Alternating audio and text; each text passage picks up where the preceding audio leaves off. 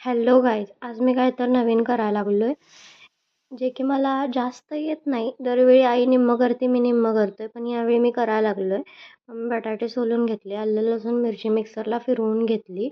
ह्याची रिॲक्शन बघा पन्नास रुपयाला तुम्ही. एक प्लेट आणल्या हे तो पेन द्याल 100 वाट 40 एक द्या त्याच्या पुढे अजून 3 वाढ किती देणार सर 20 नोटा 140 40 रुपये हा अरे पण महाग आहे आमची पाणीपुरी. चला काय करतोय कुठं चाललास? कंदायला शिकवा पैसे कमवून आण येताना. आता तुम्हाला कळलंच असेल मी काय करायलोय. हे 2 बारके आलेलीत, या दोघांनी मिळून फिशना अटॅक दिला. जास्त काय नाही, पण अटॅक देऊन गेलेत एकात दुसरा. या दोघांची नाटकं संपल्यावर मी रगडा करायला घेतला.